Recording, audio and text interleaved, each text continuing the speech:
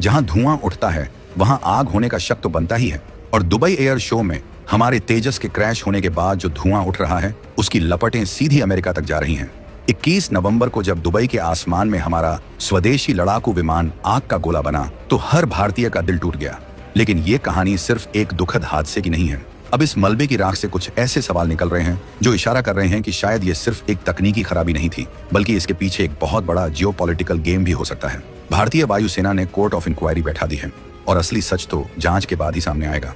लेकिन जांच रिपोर्ट का इंतजार कौन करे? सोशल मीडिया से लेकर डिफेंस एक्सपर्ट्स के बीच अब एक नई बहस छिड़ गई है। जांच रिपोर्ट आने से पहले ही हवा में तैर रहे हैं ये 7 बड़े सवाल। सबसे पहले उस मनहूस दिन की टाइमलाइन को फिर से याद करते हैं। दुबई का समय दोपहर 2:10। हमारा तेजस मार्क 1 हवा में करतब दिखा रहा था। अचानक उसका कंट्रोल खो जाता है और पायलट के आखिरी पलों के संघर्ष के बावजूद वो जमीन पर आ गिरता है। एक भयानक धमाका और भारत का गौरव आग की लपटों में घिर जाता है। वीडियो वायरल होते हैं, दुनिया भर में खबर फैलती है। भारतीय वायुसेना, HAL और दुबई पुलिस जांच में जुट जाते हैं। यहाँ तक तो थी खबर, लेकिन अब शुरू होती है असली मिस्ट्री। सवाल नंबर 1, अमेरिका का नाम इस सब में आया कहां से? देखिए, हमारा तेजस 100% स्वदेशी नहीं है। इसकी बॉडी, इसका डिजाइन, इसका सॉफ्टवेयर हमारा है, लेकिन इसका दिल यानी इसका इंजन वो अमेरिका का है। जनरल इलेक्ट्रिक नाम की कंपनी का GF404 इंजन इसमें लगा है और यहीं से शक की सुई घूमनी शुरू होती है। 2021 में भारत की HAL ने GE के साथ 99 इंजन खरीदने की $1 अरब की डील साइन की थी। लेकिन रिपोर्ट्स क्या कहती हैं? रिपोर्ट्स कहती हैं कि GE ने इन इंजनों की डिलीवरी में बहुत देरी की। वजह बताई गई सप्लाई चेन की दिक्कत। लेकिन अब कुछ डिफेंस एक्सपर्ट्स और अंदरूनी सूत्रों का दावा है कि ये सप्लाई चेन की दिक्कत नहीं थी, बल्कि अमेरिकी सरकार ने जानबूझकर इन इंजनों की डिलीवरी धीमी करवाई थी। हालांकि इसका कोई आधिकारिक सबूत नहीं है, लेकिन जहां आग लगती है वहां चिंगारी तो होती ही है। सवाल नंबर 2, क्या अमेरिका पहले भी तेजस प्रोजेक्ट को रोकने की कोशिश कर चुका है? ये बहस आज की नहीं है, ये 40 साल पुरानी कहानी है। जब 80 और 90 के दशक में भारत ने लाइट कॉम्बैट एयरक्राफ्ट LCA यानी तेजस का सपना देखा था, तब हमें सबसे ज्यादा जरूरत थी इंजन और फ्लाई बाय वायर टेक्नोलॉजी की। हमने अमेरिका से मदद मांगी, लेकिन उसने साफ मना कर दिया।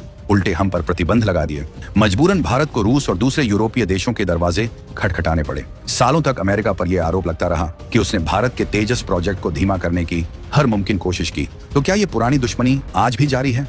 क्या अमेरिका नहीं चाहता कि भारत डिफेंस टेक्नोलॉजी में आत्मनिर्भर बने? अब आते हैं सवाल नंबर 3 पर।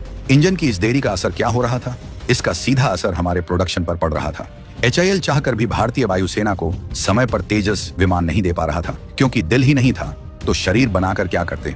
कई विमान बिना इंजन के हैंगर में खड़े धूल फांक रहे थे। अब इस क्रैश के बाद वही सवाल फिर से उठ खड़ा हुआ है। क्या इंजन की डिलीवरी में देरी या उन इंजनों की क्वालिटी में कोई खामी इस हादसे की वजह हो सकती है? जवाब अभी किसी के पास नहीं है, लेकिन सवाल जायज है। सवाल नंबर 4, जो सबसे सनसनीखेज है, क्या ये हादसा किसी बाहरी हाथ का नतीजा हो सकता है? सोशल मीडिया पर यह थ्योरी आग की तरह फैल रही है। क्यों? क्योंकि तेजस अब सिर्फ भारत का जहाज नहीं रहा, वो एक ग्लोबल ब्रांड बन रहा था।